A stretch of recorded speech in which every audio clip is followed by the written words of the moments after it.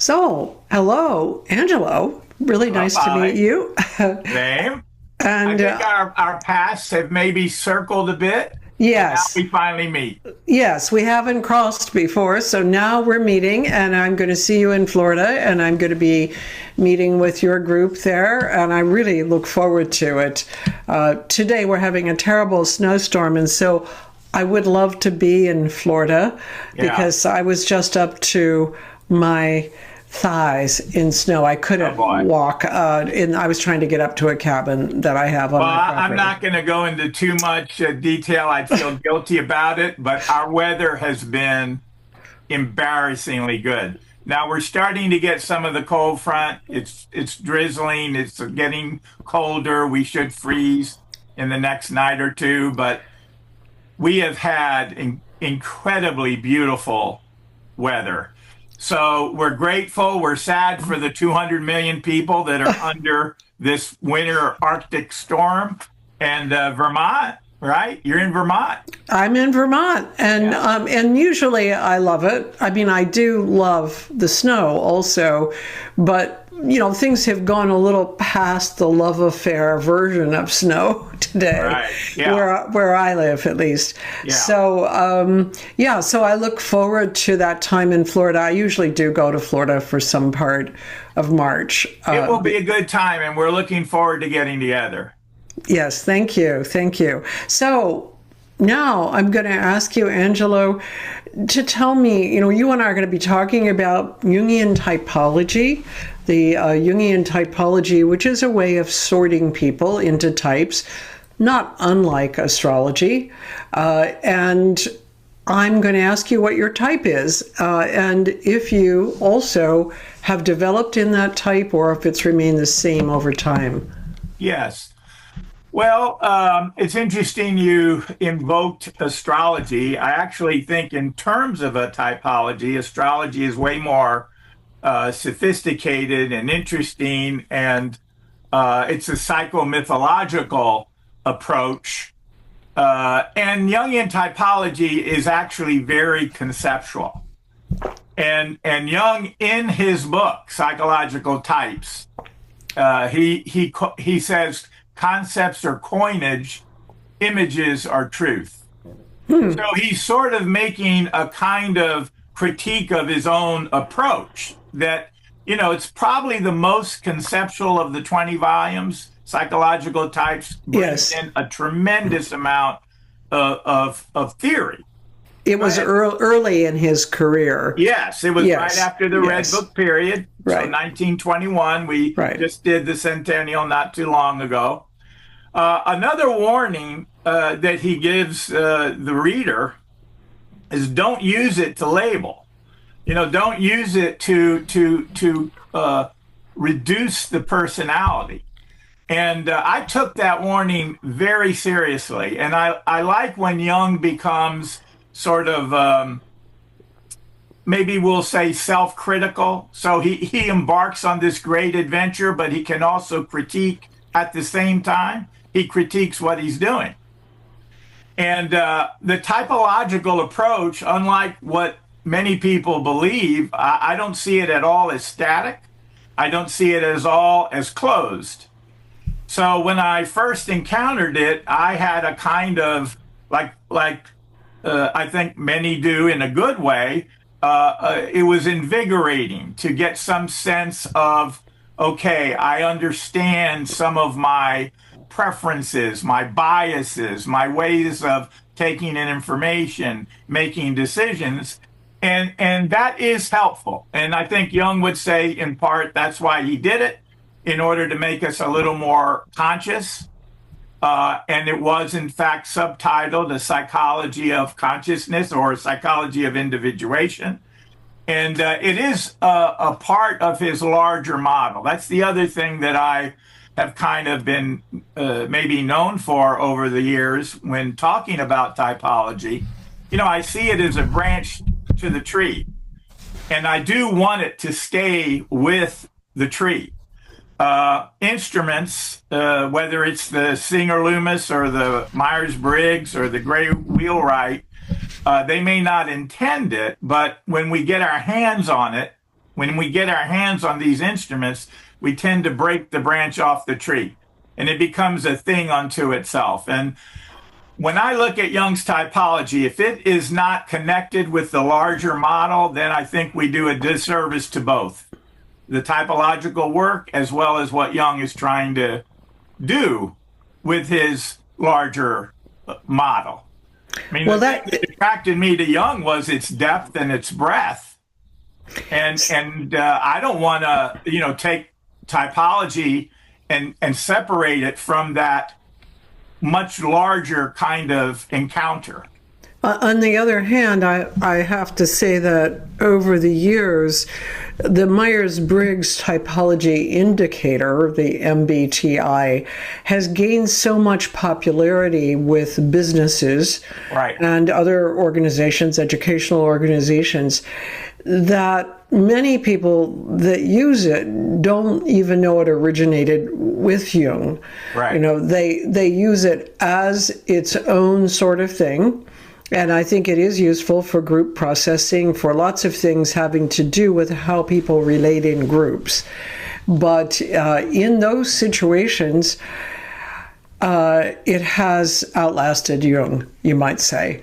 And sometimes when I have been working with groups or organizations, and I mention the MBTI, I don't even mention Jung, and people start talking about it, and then I say, do you know that it comes from Carl Jung's psychology? Right. Many people do not. So that's an interesting aspect of the branch and the tree. It's gone on to live a life of its own. It's got its own life, particularly the MBTI. I mean, the other instruments, the Singer Loomis and the Gray Wheelwright, they really haven't survived, and maybe we'll have a chance to talk about why that's true, or the case. It seems to be the case. But I like the way you're putting this together, because Jung's typology, Jung's actual types, that way of thinking and seeing things was early in his career. Right. And it was where he was trying, like all of us, when we're early in our career, I think we try to put everything in that we know. And their first book has the kitchen sink in it, and after a while you realize that was all really too much. And in a way, his typology volume does have too much. On the other hand, it's also a great introduction to his work. So, I'm glad you're bringing it in. So you've managed not to say your type, though.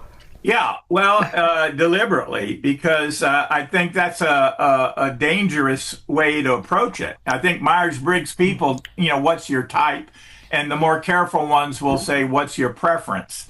Now, according to Jung, I'm an introverted feeling type with intuition. According to Myers-Briggs, I'm an introverted feeling type with extroverted intuition. Now, you see, we're already getting into jargon and concepts, and you got to know what those words mean in order to get any sense of what Jung or the Myers-Briggs may be talking about. So, there is a danger that we get jargon-laden and it becomes too conceptual, and it moves away from image and Jung's larger model. At the same time, I'll just tell you a little bit. My positive encounter with Jung's book, Psychological Types, came when I was a supervisor working with the city. And I felt just not comfortable as a supervisor. The city of Tampa? That city? Tampa, okay. Yeah. I was a supervisor for the recreation department. I had left school.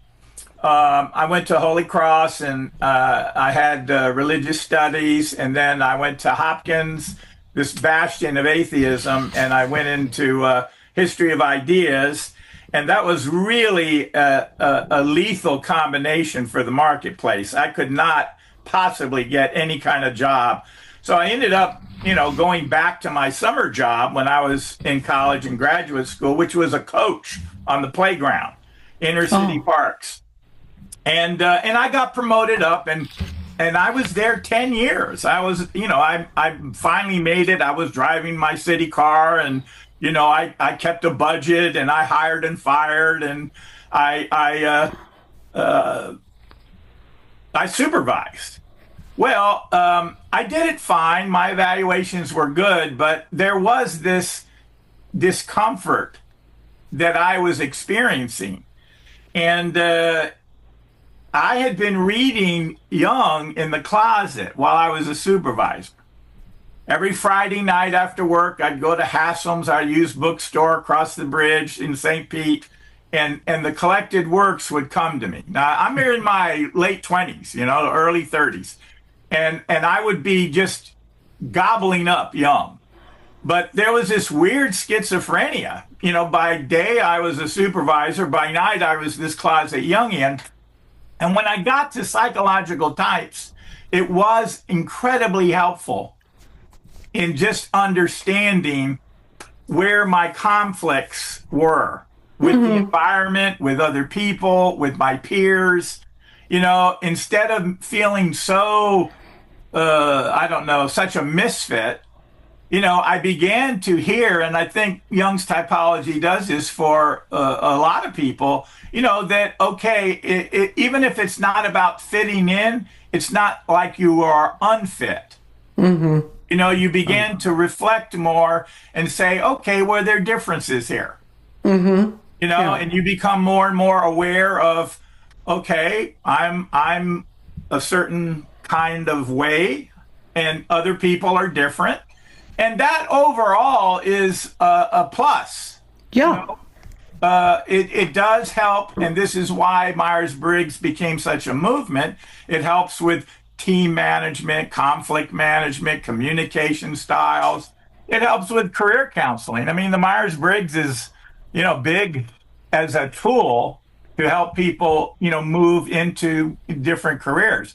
I was in a career that was not typologically sort of sound, but I did it well. Right. Well, the thing, you're bringing in several things here I just want to put a point on. One, at the Center for Real Dialogue, we talk about subjectivity in terms of a snow globe, like you're inside of your own world, inside of your own subjectivity. And a lot of people are not in any way assuming that they see a world in a unique way. They're assuming that the way they see the world is the way everyone sees it. And I think that Jung's typology, well, his theory of psychological types, introduces a way of thinking of this snow globe, that each of us has this sort of headset or a way of seeing things, and they're not random. It's not like everybody's got one, it's entirely different from everybody else's. But, in the beginning of our adult lives, often, people are a bit confused about where do they fit in, what kind of career should they have. And then you ended up in a career where the match was not good for your typology or your type, let's say, and you began to notice it in your experience. But then what people do with that, what's the next step? Am I going to feel like I'm a misfit, like you said, or am I going to feel like I'm superior, which some people can feel, or do I feel just really neurotic, like I don't know why I can't find friends at work, and so maybe I'll seek psychotherapy.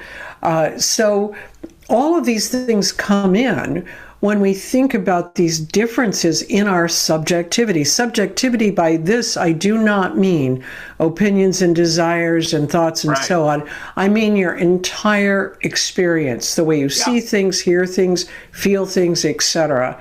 And so I'm going to say what my type is on the Myers-Briggs, because often when I'm in a Jungian group, I'm misperceived. So I'm an INFP.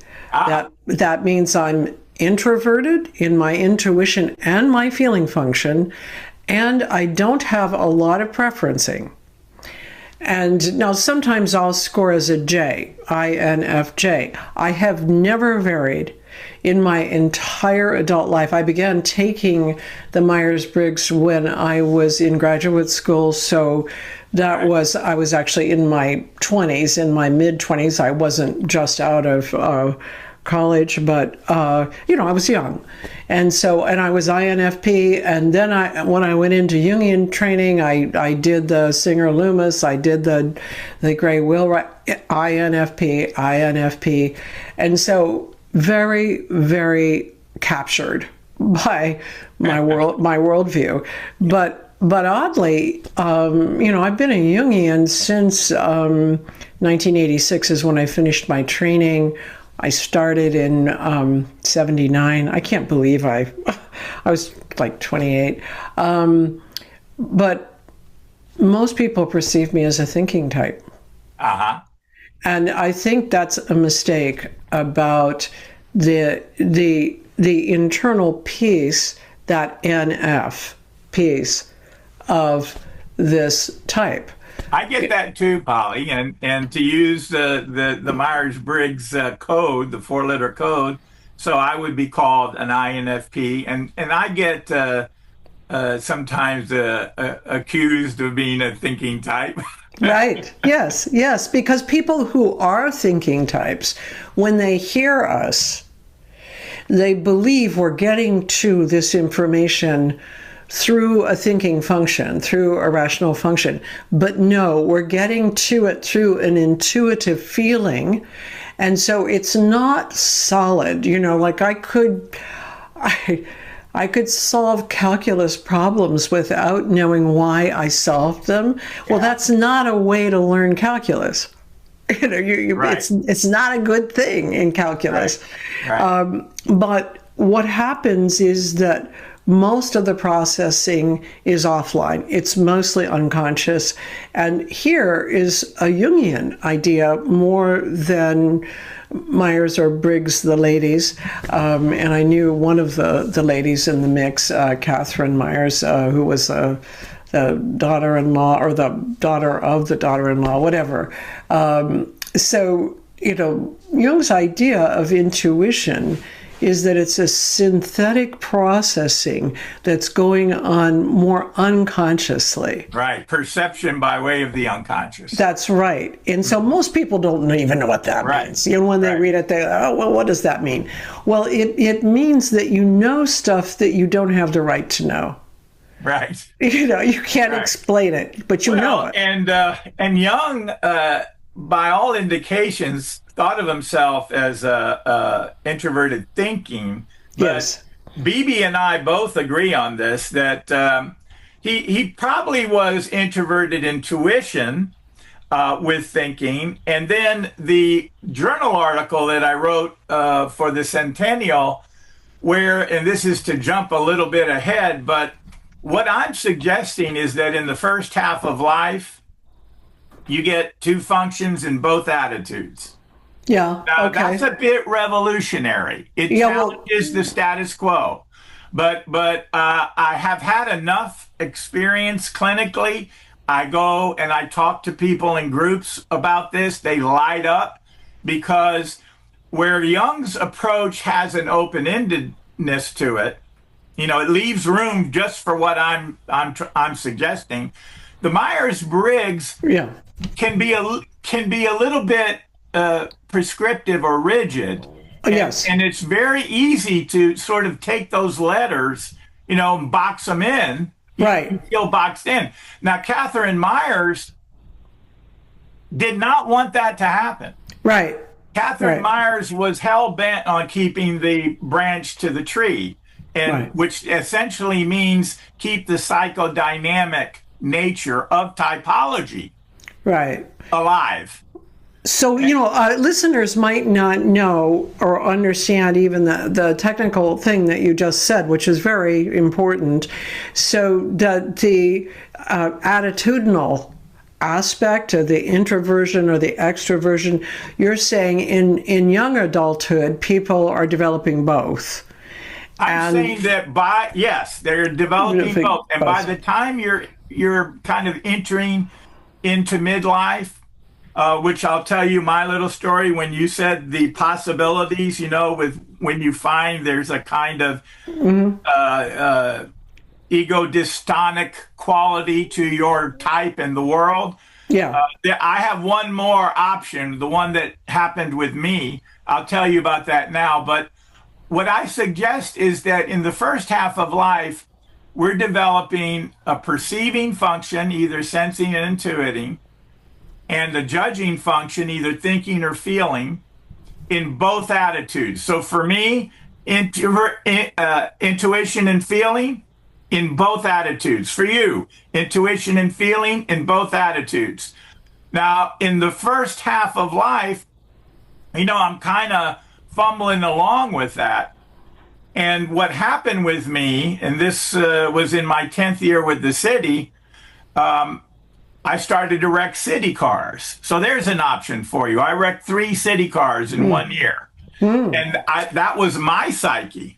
Telling me, okay, your typology and we'll just call it the archetypal self, the archetype of wholeness, is making a claim on you, even greater than your environment. It's actually making a claim on you by way of the environment. When I say environment, I mean not just, place, but people, how we are living our lives in the world. And that was a midlife crisis for me. When you say you wrecked them, you mean you had some accidents, or were they bad accidents? Well, they were bad. And my last one, I went through a stop sign and I hit a bus on the wheel. Whoa. And I totaled my car. Wow. And I did not scratch the bus. Wow. So you said to yourself at some point, I'm not sure if you said it at that point or later, I might be in the wrong. I said it at that point, and I said it this way: I'm going to be in another car accident, and I'm going to be dead. I see. So you felt like, this is serious. I need to get out of these cars. Right. These cars are not for me. Even though at the beginning you were happy that you had a city car. Well, I was happy that I was paying the bills. Well, yeah. I don't know that I was all that comfortable for the 10 years, but I did it. I wonder, see, what I would say I'm just going to use INFP as a placeholder here. I will have other things to say, but as an INFP, I'm rarely comfortable. Right. I mean, I just don't have a good fit in a lot of places. And so I've learned to adapt. Right. And so, sometimes I'm comfortable with my very few really close friends, many of whom have died now because I'm in that time of life, or I'm comfortable with my dog. But, other than that, I'm really putting on a certain kind of, I'm okay, you're okay, kind of thing. Yeah. We tend to be accommodating until we get to a certain point, and then like all hell breaks loose. Yeah. So the INFP, this is stuff that the Myers-Briggs people have done and are fairly good at. They do a lot of research. They do a lot of research, and INFPs are 3 to 4% of the population. Right. So we already have that going for us. There's almost a sense of inferiority, or that we're marginalized, or we're not going to, be understood, and it puts a lot more on us, frankly. Yeah. So, you almost have to work a little extra harder, at least, at kind of keeping it together, so to speak, at sort of making your way. Yeah. And I think when I was getting into those car wrecks, I mean, that's what my insight was. I had to go deeper. I had to work it from the inside. Were you in therapy by then? I mean, were you in analysis or therapy or anything at the time?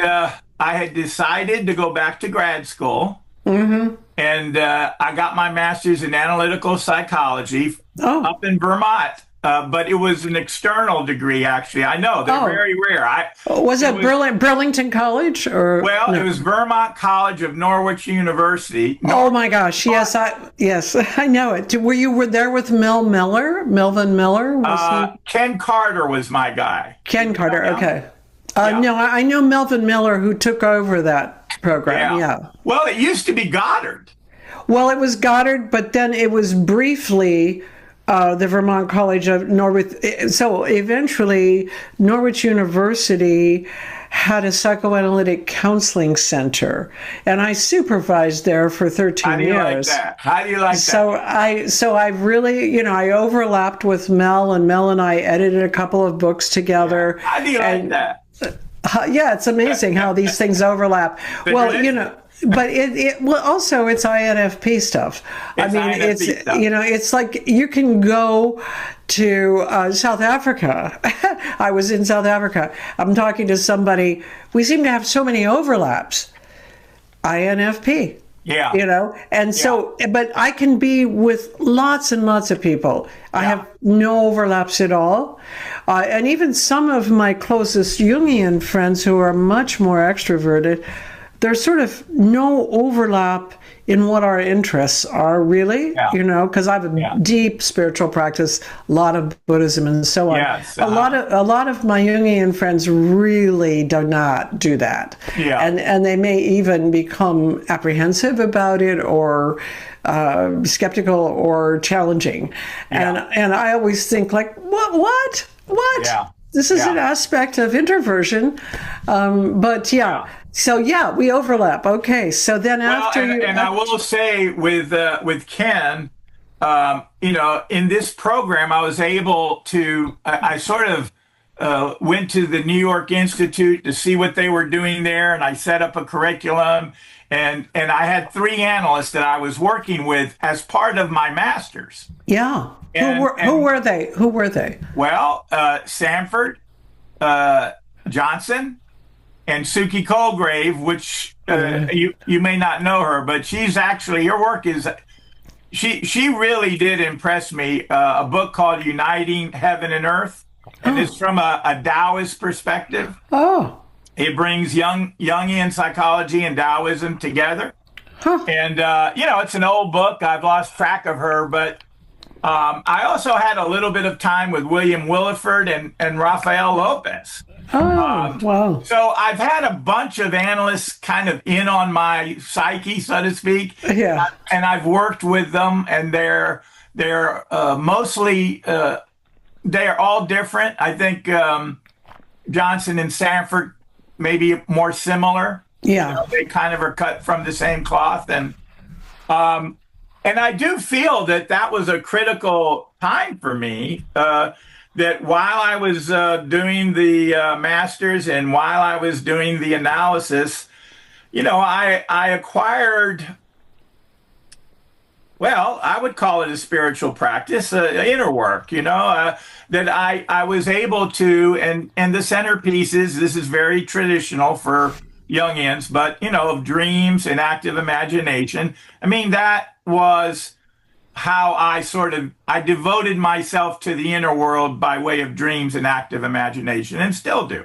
Mm-hmm. So, that's maybe the more traditional side of what I do. But I also look at the typology as, how maybe some of your Jungian friends kind of wonder what you're up to. I mean, most Jungians are dismissive of Jung's typology, and they see it as kind of this, stepchild. Or, you may have some of this feeling too. It's so early on, and it's so much more.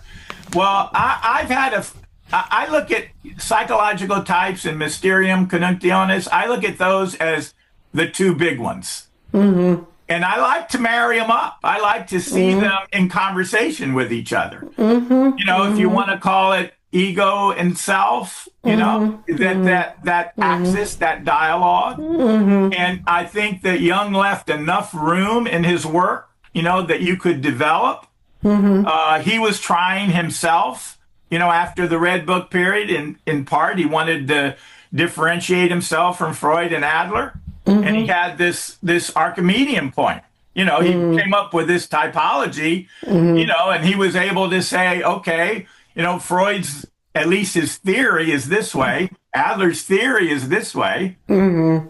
And my approach can encompass them both. I can understand them both. Mm-hmm. So, I think there is something to what he did that is, I think it's of great value, and I kind of stuck with it. And that journal article is sort of what I finally, if you want to say finally, I came up with, that we do have these two functions in both attitudes in the first half of life, and then the second half of life, the sensing thinking, the opposites for us in both attitudes, Right. are going to bring us deeper, into the self, into the workings of the self. So that's what, and again, I'm hoping that listeners know enough about typology that they can follow along in what you're saying. But I do believe that we should define, sensing, thinking, and feeling. Yeah, the four functions. And yes, and intuition, because I've sort of defined the intuition, but I think that Jung's idea of what feeling is stands close to preferencing. And people often do not define feeling that way. In fact, as a word in English, it covers everybody's opinions. Yeah. Like, I feel like this. Or, I ask people, to say to your partner how you're feeling. Well, I feel like you're taking over. No, that's not a feeling. Well, what is a feeling? Well, this is the way I feel. That, it's as though that word is very imprecise. It is. And that was the most challenging, I think, for Jung himself. You mean that particular word? That function. The feeling function. Well, there is a kind of subjectivity that goes with it. Yeah. It's thought of as the valuing function instead of, the thinking function, which kind of jumps up into the head. The feeling function is more of the heart. Well, that's the idea, but I'm not sure I agree with that, frankly. I mean, I can say that I would say the way people speak now, the feeling function gets just detoured into opinions much more than heart. Yeah. And the opinions are really detoured into a mess usually. Yeah. So, I think when I said preferencing and you said valuing, those are a little different, but I think they're the same. We're saying Jung actually saw this thing that he called feeling to be a little bit like a compass needle. It's like to this side or to that side. And as it turns out, in early Buddhist psychology, which is called Abhidharma or Yogacara, the very first step in becoming aware or conscious is what's called Vedana, which is exactly what Jung is talking about. It's like you're going to move this way or that way. Yes. It's a preferencing. That's before you become aware of what you actually are doing or knowing. Yeah. And so it's a very primary kind of indicator. And my own experience, as a feeling type, a particularly introverted feeling, is it's a guidepost. It's a guidepost for me.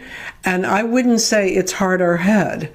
I would say it's almost like magnetism. It's pulling me. Yeah. Well, if you want to back off those, because I actually, I'm following you. And I think when you bring in the word opinions, whether it's, the valuing function, preferences, opinions is very different. Yes, it is. Yes, it is. Yes, it is. And I think the feeling function is way more actually nuanced, and it's built around comfort. I'm comfortable with this, or less so, not or not. I like this, where the preferences come in, or less so, or not. And the reason I think I still associate thinking with the head is I think the thinking function tends to be a little more dualistic, black and white, right and wrong. I mean, it tends, as much as Jung loved polarities and the opposites, right? It tends to sort of go to that first. Yeah. Where, although I would say that Jung's intuition doesn't get stuck on that. His intuition is of the whole. He's working with, this intelligence of the background, so to speak, or this whole, or this unus mundus, whatever we want to call it. Yeah, I mean, I think intuition is this synthetic capacity that lies close to unconsciousness, or, I would say what's arising in the moment and is integrated for you. You don't have to integrate it. It's if you pay close attention to the present moment, an integrated sense of what is happening will come to your awareness, particularly if you've trained your awareness a little bit. But a lot of people cancel it out and they go for something else. They go for something else. They go for their opinion, or for, like you said, I think of the thinking function almost like a defense or an explanation for what you're actually. It can be a rationalization. It often, even like, to go back to the example of intuitively, I could get to the right answer in calculus, but the teacher did not want that. She wanted me to think, but like, how did you get there? So then it always felt like I was making that up. Like I was having to go, well, okay, there's this step and this step and this step, because I had gotten there by some means that I wasn't aware of, but I could rationalize eventually. If I actually studied the thing, I could read the text and then I could rationalize what I'd done. And in a way, I believe to some extent that's the way thinking is. Now, I'm in a real minority here, but, I do not consider it rational. Now, that's because I really don't consider anything to be rational, but people use rational means to justify. Well, it's been our bias. Yeah, it's been our default. When I was at Hopkins in the History of Ideas program, our sort of hero was Giambattista Vico.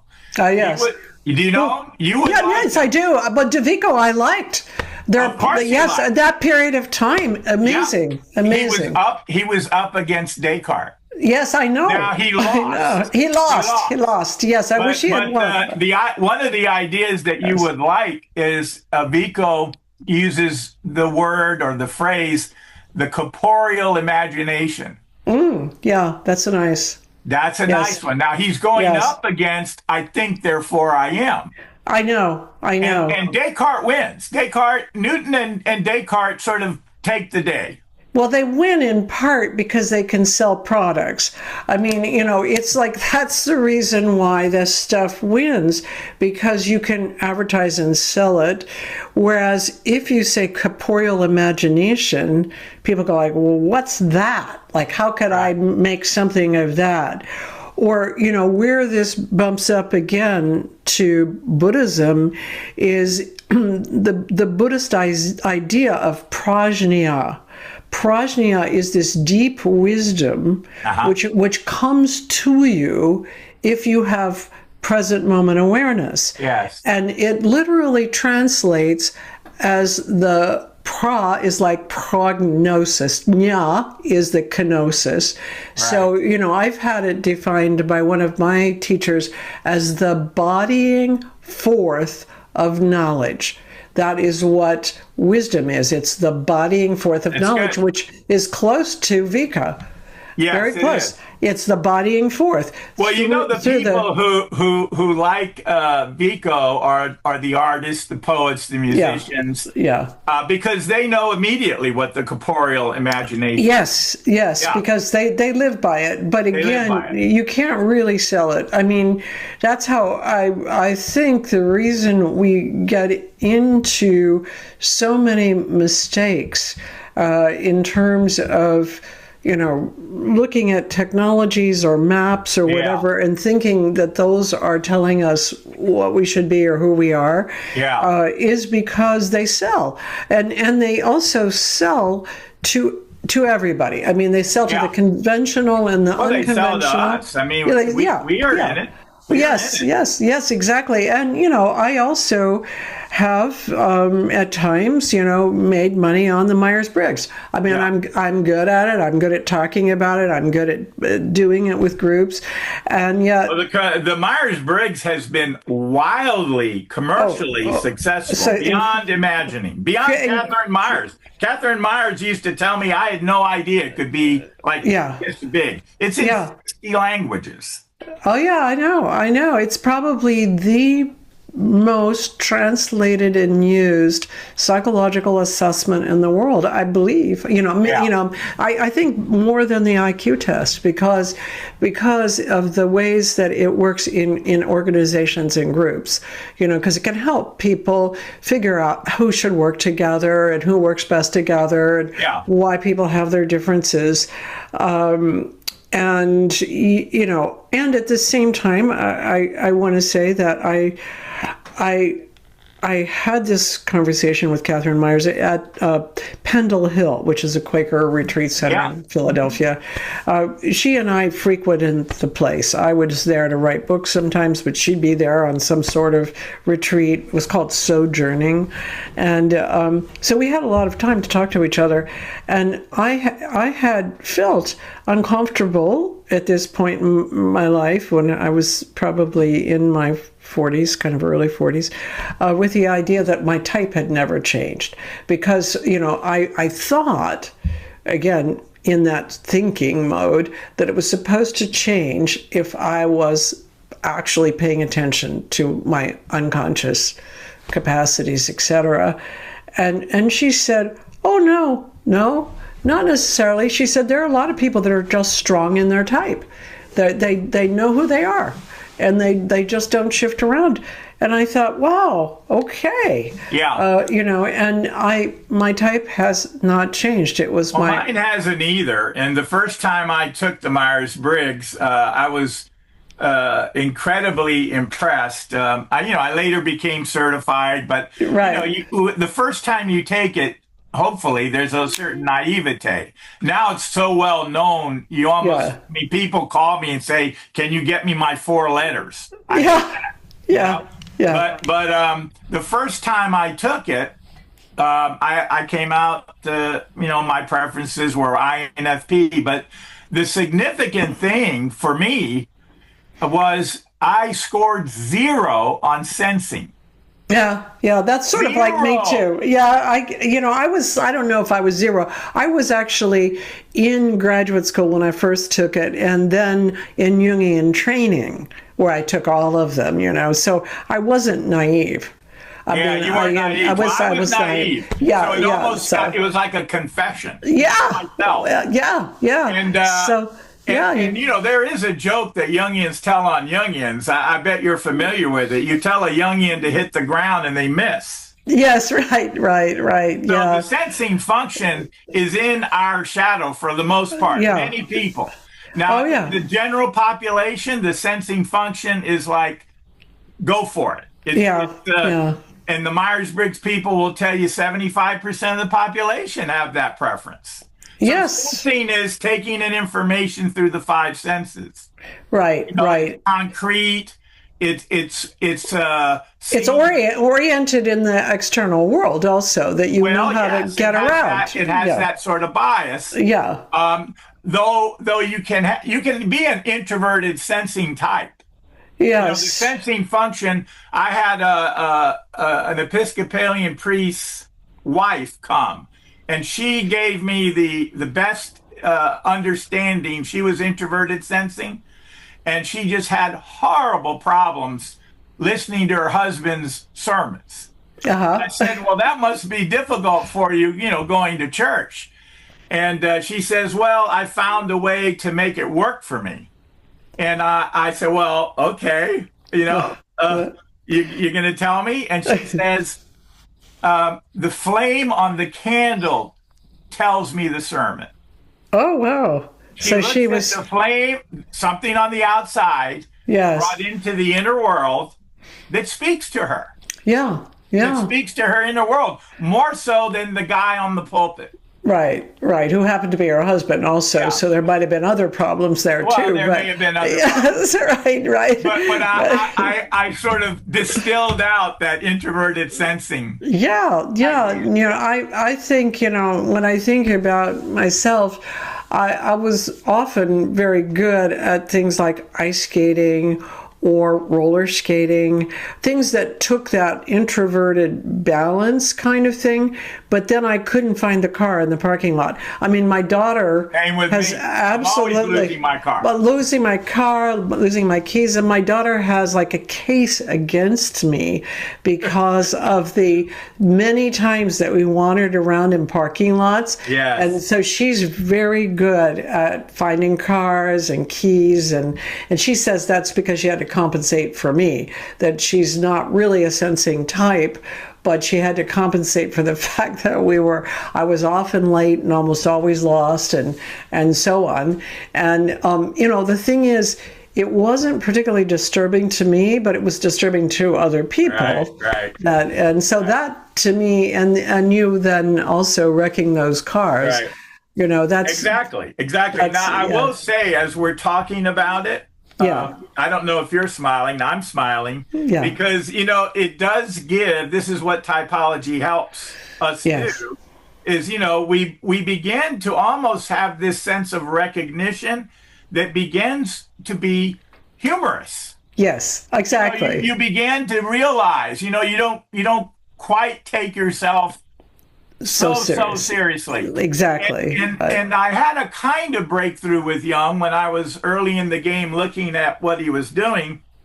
And I think, you don't get much humor in psychological types, but I think he actually was deriving some humor. And I'll tell you why.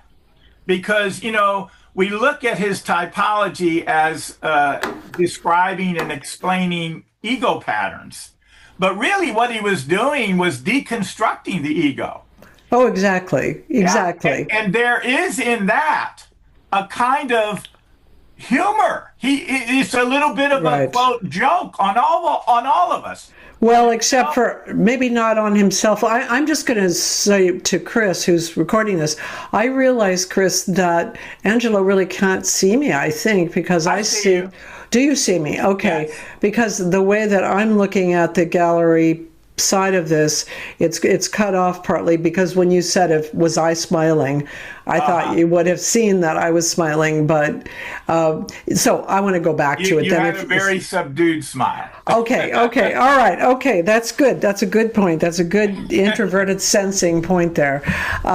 So I want to go back to the idea of that sort of joke. And so my sense of Jung, and I'll be talking about this in Tampa, is that Jung was a bit hypnotized by his capacities.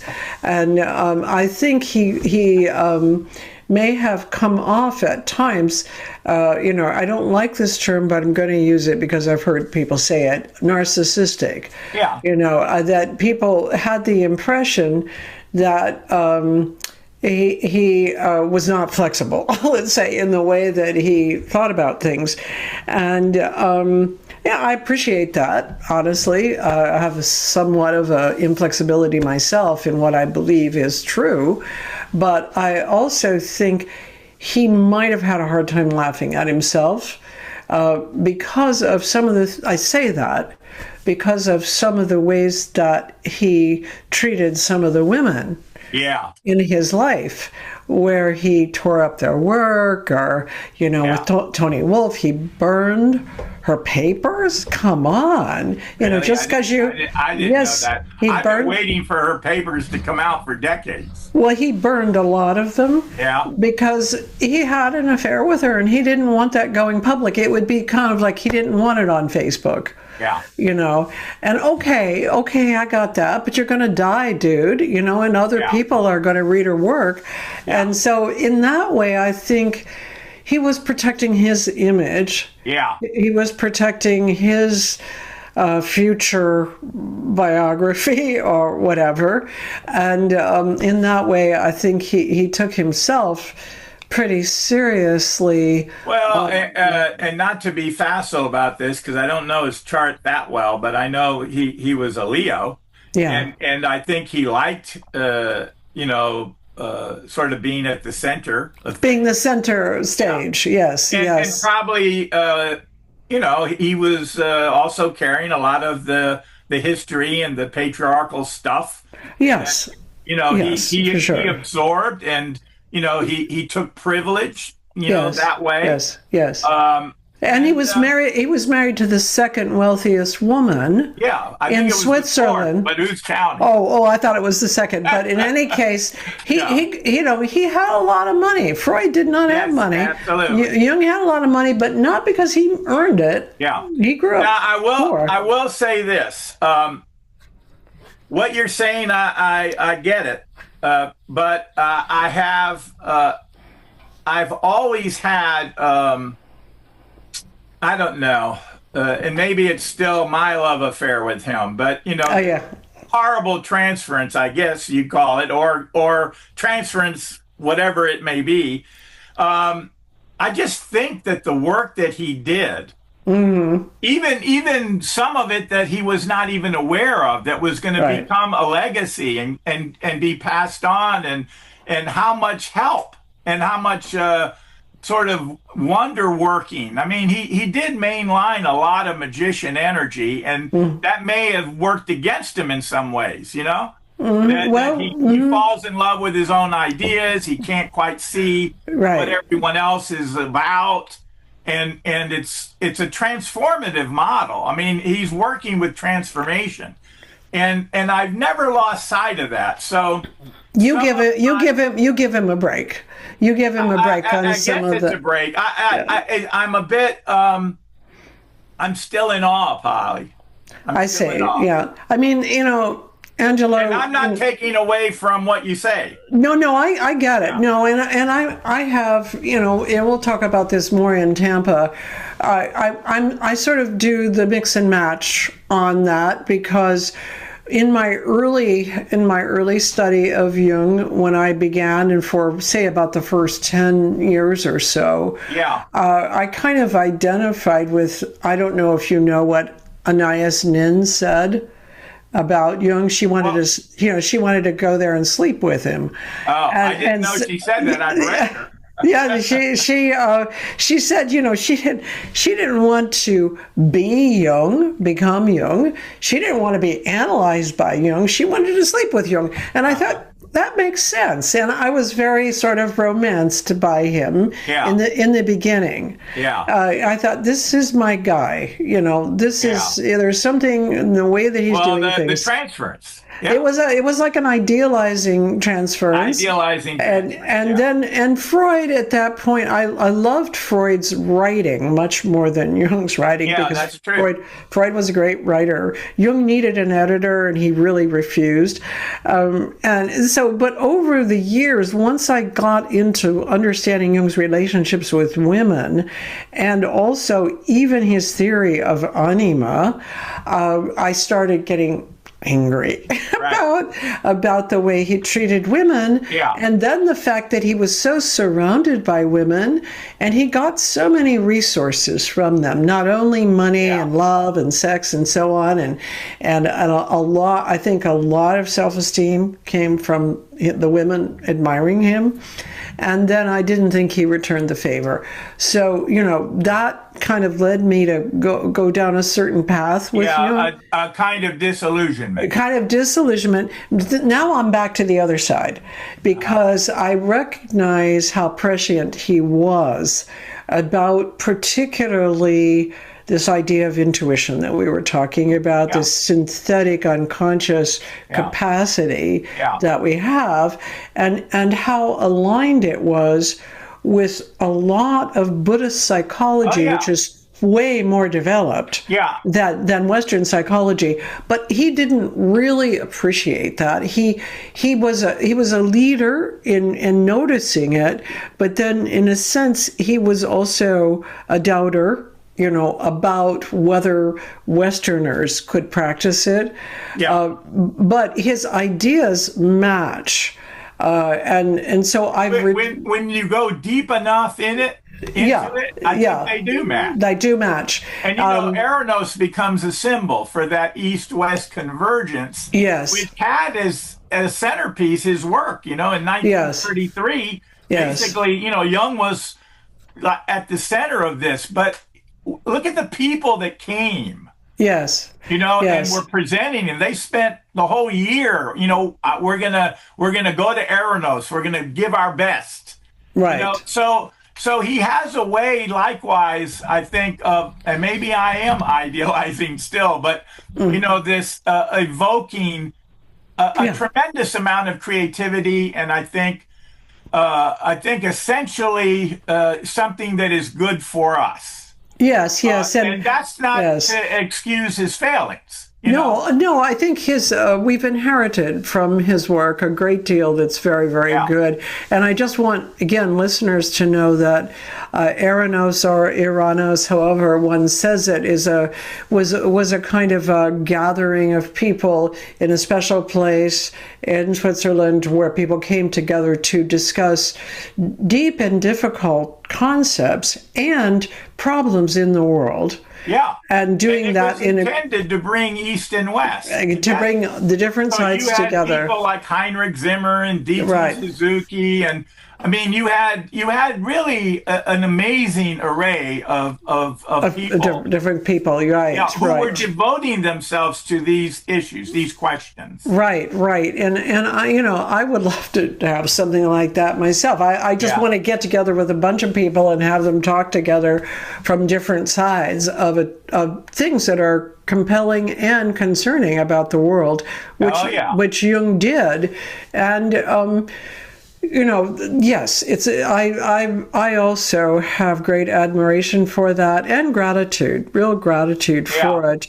And it breaks our heart. I mean, it's disappointing. I remember, on our Young Library, the website, we list 20 biographies. And I remember the first one I read was Vanderpost, which is a biography. Yeah. And you totally sort of fall in Jung with Jung at that point. Right. Vanderpost was in love with Jung. Yeah. And then every biography since gets darker and darker. Yeah. So, you have a summation of a critique of Jung, which, as things become discovered, as more and more is found out, that's natural. But usually what I am throwing into the balance is, don't forget the critique that Jung gave us of Western culture, of Christianity. Yes. I mean, he did stick his neck out. He did push hard, into the status quo, and I value that part of him too. I do too, I think Deirdre Baer's biography is pretty even-handed, and I learned a lot from it, and she sacrificed a lot to write it. Yes, and she was really, she's an incredible biographer. Yes, she is. How to do it? Yeah, she had done some incredible biographies. She did Beckett. Yeah. Yes, she did. Yes, and Niacin, and she has. I actually don't know if she's alive still. Do you know? No, I'm not sure. I would have thought, but. Well, so I would say she has, and I thought, well, maybe she had, but she had spent 12 years of her life. She gave up 12 years of her life, and I think put her marriage on the rocks to write that biography. And so she sacrificed a great deal, and then she also was attacked by other Jungians. Yeah. Almost as soon as it came out. And I'm not going to name names, but I really resented that when I saw it happening. I think that Jung is a complex character. I think he's powerful. I think he's a powerhouse. And in this, when you mention that he's a Leo, this gives me a moment to turn into that topic of typologies again and individuation. And looking at these different typologies, usually when I speak to people about the the Myers-Briggs. I say it's a typology, just like astrology is a typology, and the Enneagram is a typology. And then now there's human design, which I don't know a great deal about, but my daughter does, and she's taught me some of it. And all of these are ways of sort of sorting out the species, and seeing what can we do to try to map some of these differences, which are not random. They're not, because I think many people patterns. Many people think when we say that we're individuals that it's a random distribution. Anybody could be just anything, anywhere. No. We're a particular species. There are constraints on the way that we develop, on the way that we see things, but those constraints are not endless, and they're not random. They're basically kind of maps. It's almost like crops. Like if you plant the crop at this time of the year, it grows up like this, and you can look across the crops and tell. And so I think of the typologies that way. I don't think there's just one way to be in the world. I'm, really happy that there are all these different ways, but I can tell that, again, in the contest of who won the race, astrology won the race, because it's everywhere, and people often mention astrology. I was talking to someone online the other day who got in touch with me because she wanted to figure out something about her life in regard to Jung and her relationships, etc. And right away she told me her astrological type. Right. And what her sign is. And I believe she wanted me to say what my sign is also, which I didn't. I talked to her eventually. I did by the end of it. But I wonder the way you think about these typologies. You said you felt like astrology offers more, and you mentioned that Jung critiques his own typology, and I just wonder how you think of these different typologies, and you seem to be familiar with human design also. Yeah. Well, I think typology, it goes back to that earlier quote, concepts are coinage, images are truth. And his typology it's heavily conceptual. So if you can bear that burden, it can sort for you on a conceptual basis, and it has great explanatory and descriptive power. And especially if you don't get boxed in, which I think some of the variations of Jung's typology, the applications, most notably the Myers-Briggs, which is everywhere, there's a danger that, you get kind of convinced of your four letters and you lose the psychodynamic quality of what Jung is all about. So, I think astrology is working with archetypal images. And now you're in a way bigger ball game. And I felt bad about even saying, Jung was a Leo, because, minimally, you need to know the ascendant. You need to know where the moon is. Minimally. Do you know those things about Jung's chart? I don't offhand. That's why I feel bad. I know his daughter, I believe, was an astrologer. Yes. And, the stories are that if he ran into trouble with a client, he would get their chart done. And we know that in terms of just the way Jung processed, I believe this is his intuition, he had a mythopoetic or psychomythological bent. Yeah. So, part of why many Jungians just dismiss Volume 6, Psychological Types, is they go to Jung for that. They go for the archetypal stuff. And, it becomes, that's like the stepchild to the bigger model. No offense meant to any stepchildren, but, it's not as accepted in terms of the Jungian world. When I wrote my little book on typology many decades ago, that's what caught Catherine Meyer's interest. And the whole point of that book was to keep typology connected to the model as a whole. Yeah. And she called me up and she said, I want you to give the keynote at the international conference. I mean, I was young. Yeah. I very, very, I don't think so, but I went ahead and I worked a whole year on it, and I did an incredibly foolhardy thing. My topic was the shadow of the MBTI. I was thinking, Yeah. now, am I just putting my neck in the noose? I got a standing ovation. Right. Catherine Myers came up to the stage and she says, I want you to work with my core group. And I did for the next 20 years. And you know what it was on? Jungian topics. We talked about, Jungian psychology and how typology and psychology or Jung psychology, or you could say type and archetype. You know how those things really do belong together.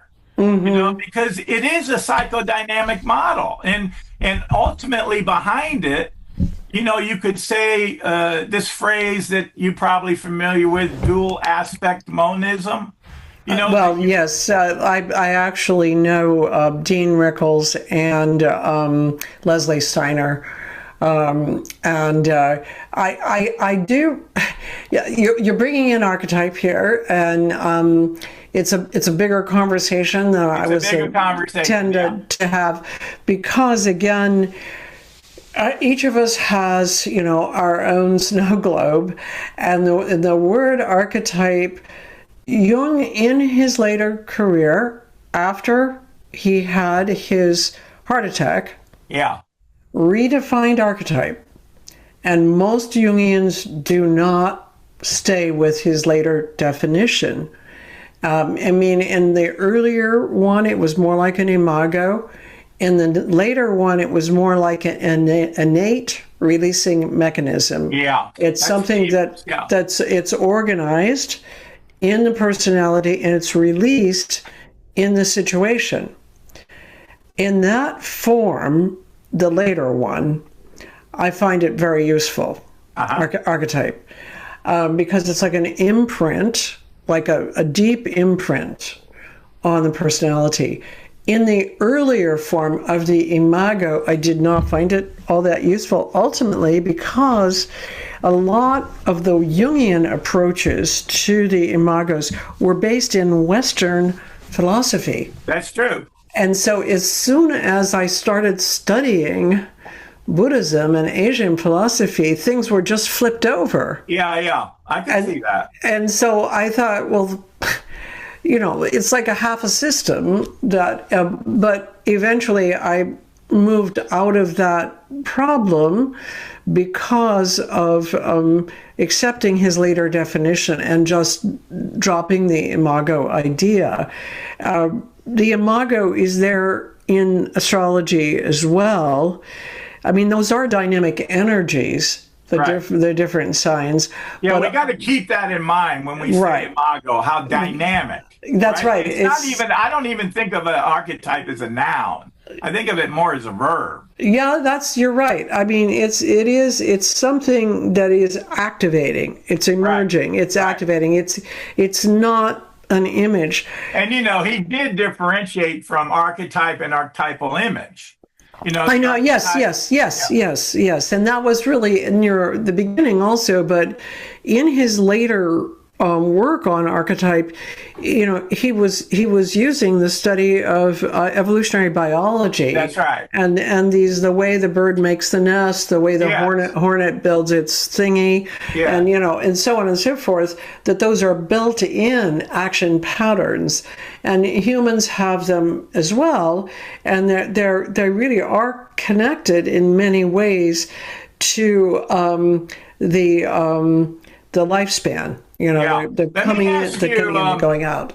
Let me ask you, because I'm sure you've read it. It sounds like you may know it intimately well, but and I haven't read them in a while, but Anthony Stevens seemed to be going in this direction. I think he was, and I haven't read Anthony Stevens in a while either, and I'm not sure if he's alive anymore. Yeah. But yes, I remember the IRM language. He was interested in the attachment patterns and attachment research, and so that's again the attachment. So attachment patterns are working models for human beings. So if you have an avoidant attachment or you have an insecure attachment, that working model comes into your intimate relationships without your knowledge. That's right. You just believe that's the case. This is the way it is. Does that overlap with, this notion of field, right? Archetypal field? Do you see a connection or similarity? I'm not sure because so there's we're getting really into a larger conversation. Yeah, I know.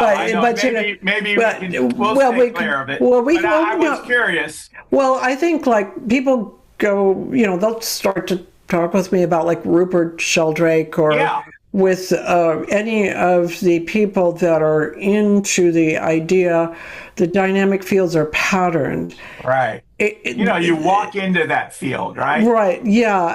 I think, again, the individual snow globe, the headset each of us has on, will organize those patterns differently. It's almost like you're looking through a viewfinder, and my viewfinder does not match up with a lot of people, even people I know well. My viewfinder will see a different pattern there, and each of us has reasons, or let's say preferences or values or whatever, that contribute to how we're organizing it, and then we explain it, and the explanations may make it seem as though we're seeing a different world. And this, I feel, comes into play a great deal with politics. Oh, we may kill each other. Yeah, well, yes, exactly. And so, I really wish, that we were still doing religion instead of politics. We killed each other for religion, but at least there were ethical standards there. And even though people don't measure up to them. And the dialogue and the conversation seemed to be richer. Exactly. Whatever we want, I can't even call it political discourse. It's not. No, it's not. You're absolutely right. The conversation was more interesting about the religions than about politics, because it's almost like politics. People that become politicians are interested in something that I've never been interested in. I'm not even sure what I would call it, because I'm not sure what they're interested in. But it seems like the dregs, it seems like they're interested in this stuff that is not. You remember Christopher Lasch back in the 70s? Oh, yes. So the culture of narcissism. Right. So he was talking about this way back. Yeah. And when I see and I don't want to go too far afield, and I'm going to tip my hand a little too much, but when I see the spectacles day after day that this president and the administration and that the Congress is completely impotent, they cannot put any sort of check on this guy. So you ask, what do the politicians want? I think they just want their own stuff. They want their own egos to, continue. Well, the thing is we could say that was true of Jung and Freud as well. All of us. You could say that's true, but I would say that there's also a difference between Congress and Jung and Freud. Do you have yourself a preference for astrology, human design, typology? Do they seem to be, to you, sorting things differently or similarly? Can you? Well, I do see them as sorting differently, but I see them also as complementary and useful, and in some ways, the typological sorting process can be very practical. Yes. Where for some who get involved in astrology, it's incredibly rich, and I believe it still holds descriptive and explanatory power that probably most psychological models lack. There are like 400 models out there. Yeah. And astrology seems to be, to me, one that you could devote yourself to, but you have to speak its language. Yes. You have to devote yourself to it, and sometimes it may carry you out to sea. Yes, because it can be very misleading in a way that I believe the MBTI is not. I'm just saying this is belief. Well, it's simpler. I mean, the MBTI is simpler, and I think the hermeneutic in astrology is incredibly complex. Well, it's not only complex, it's also the case that there's this desire for prediction or control. And so people often turn to astrology to try to predict and control their situation. And it's a map. It's just a map. And they do that with typology as well.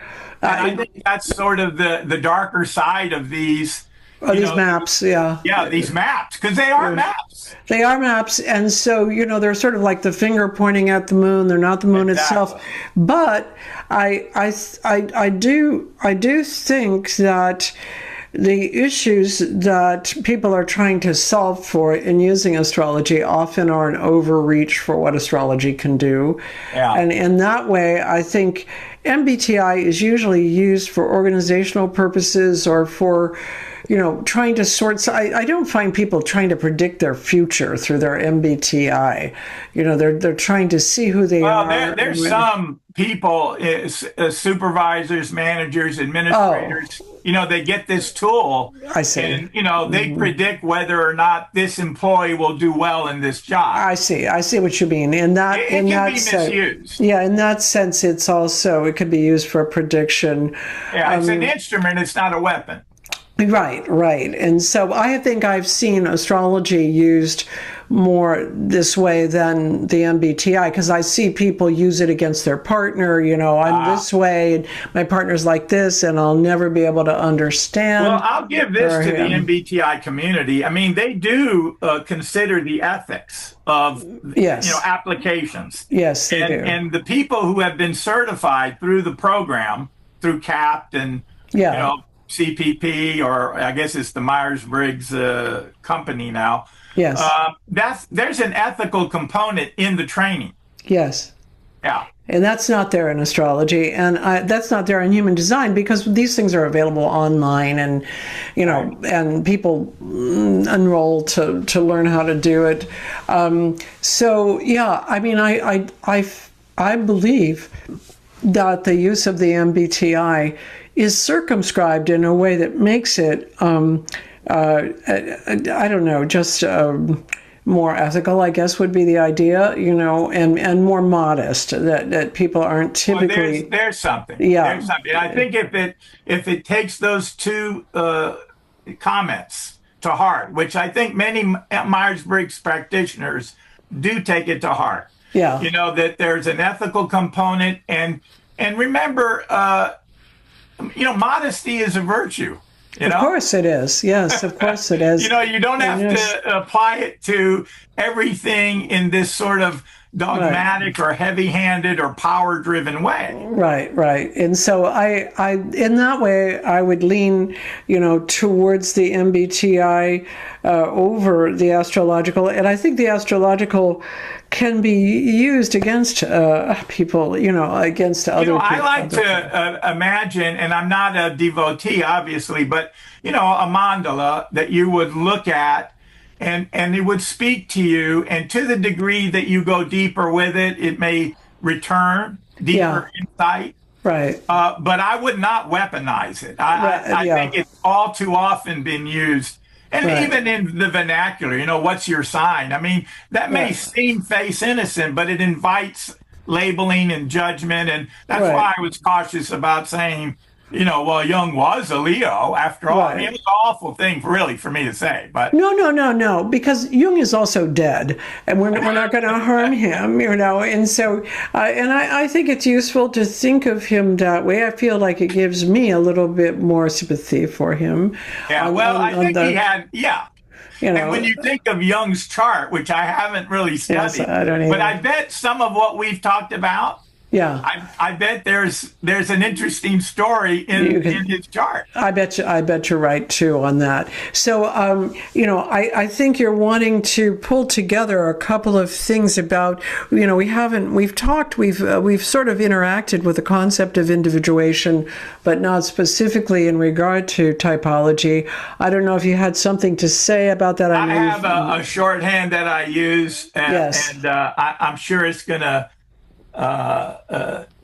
It's going to be no, another conversation. it'll be another conversation right. At best. But my take on individuation, because over the decades, I suppose, again, how are we going to talk about this? And given the relativity of these terms, individuation, from where I sit, being the person you're meant to be in regard to God, self, others, and nature. So it's a relational kind of dynamic, but it does have, for lack of better terms, it has archetypal kick to it. These are big ideas. Right. And they are to be interpreted, relatively, as in related to one another, but also there is a subjectivity to, yes. God, self, others, and nature. Exactly. We're all looking at something we call God, self, others, and nature, right. None of which is clear. Right. None of which is clear. Correct. That's why it would mean another conversation. So, I think that the idea that I have of individuation in working with people in long-term psychotherapy is that eventually, if one pays attention to what's actually going on in life, which would include relationships, dreams, creative output, illnesses, lots of things. Right. Car accidents. Eventually, you sort of stumble onto who you are, but it's certainly not your persona. It's not going to be your persona, your family of origin, your gender, probably not your astrological sign, probably not anything that is sort of a coherent picture, because it's always evolving, it's emergent, and it doesn't have that sense of being a thing. It's more like a property that's emerging. I think that's absolutely correct. And actually, I would throw it in the category of, the via negativa. When people try to describe God, well, God's not this, not this, not this, not this. Right. Because the danger, of course, is when you nail it down, you've killed it. Yeah. Well, and when you nail it down, you've made a mistake, because it's you that's nailing it down. I mean, it's you that's nailing it down. Yeah, that's always. So, when you talk about ego and self and so on, from my point of view, ego is the desire to control things in one's life so that they turn out the way we want them to turn out. And it will not happen. It cannot happen. That's not the way life is. Well, the way I describe it is, the ego wants what it wants when it wants it. Yeah, exactly. Yeah, and how do you think that's going to turn out? It's not going to turn out well. And so, it depends on how much people take that seriously. If instead you take seriously that the love that you get is the love that you have. And it may not come in the ways you want, but that's the stuff you got. And so, you got to make use of that. You won't get some other thing. So, that the whole notion of getting. Oh, yeah. Well, I by here, I really didn't quite mean possessing. I meant more. Well, but I think that is how many people will approach love by, I want to get this. I want to possess this. Well, and I don't think that does it. Well, people want to be mirrored in a certain way. I want you to understand me, to get me the way I feel about me. Well, good luck with that, because nobody else is in that position. And so, that whole thing, let's say that whole thing, that problem is an ego problem. And I think that the Jungian typology can break you out of it. I think astrology can kind of sort of nail it down for you sometimes. I don't want to be a critic of astrology here. I also respect I get it. where you're coming from. Yeah, I think that's the kind of caution that one needs to take. Also to typology, I think, what Jung was trying to do was, he in typology said consciousness is differentiation. So he was differentiating, but he Yes. was also deconstructing. Yes. He was also breaking through. Yes, yes, yes, yes. And those are the methods: deconstructing, differentiating, breaking through. Those are the methods to get to the present moment awareness that everybody actually needs as life is emerging. So I've got a client now, but I have a story that will wrap it up. great. Tell me your story. It's been great talking to you too. Yeah. Same here. Now this is probably spurious, but cut me a little slack. Okay. So when I was in Worcester at Holy Cross, D.T. Suzuki was speaking at Harvard. So a bunch of us went and took the bus to listen, and it was a packed house. And his topic was, what is enlightenment? And gave a great talk and lots of applause. And then he was going to do questions and answered the questions beautifully. Wonderful little guy. And then this Harvard student raised his hand and said, I didn't understand a word you said. And I would like you to sum it up. And he started to get boos from the crowd. Oh gosh, yes. So D.T. Suzuki says, well, the talk was the talk. The talk is whatever it is for you. And there's really no summary. And I wouldn't worry about it. That's great. He moves on. And the questions are going on. The kid raises his hand again. Obnoxious son of a gun. He goes, my parents pay a lot of money for me to learn. And I'm at Harvard, and that was not an answer. Yeah. I'm going to run the risk of just asking this question again. Would you please give me some better insight? What is enlightenment? And he's now hissed and booed. And Suzuki says to him, consider that I may have failed you. And this does happen. Yes. So if we did not have something that happened to your liking, I'm perfectly fine in saying, please accept my apologies. It did not turn out. And he moved on. The kid raises his hand a third time. And then Suzuki, he asked the question. He goes, I still need to know. And Suzuki says, well, in my tradition, you ask the question 3 times sincerely, and the teacher must give an answer to the student's satisfaction. You could hear a pin drop. Say your question again. Kid goes, what is enlightenment? Suzuki says, perpetual intuition. Oh, wow. That's great. And he gets, that's great. It sits down. That's great. That's perfect. Our intuition. That's perfect. It's perfect. It's perfect because it's concise, it's accurate, and it's comprehensive. And it's moving. And it's moving, yes, because that is this nature of prajna. If you are able to access it all the time, you're enlightened. That's right. Yeah. And that's a beautiful story. Thank you so much. That's a beautiful, beautiful story, Angelo. Okay, good one to round off with. And that's where we started, that's where we ended. It was perfect. Thank you so much. It's been wonderful to meet you. I look forward to seeing you in Florida. Same here. And nice to meet you too, Polly. Bye. Bye. Thank you.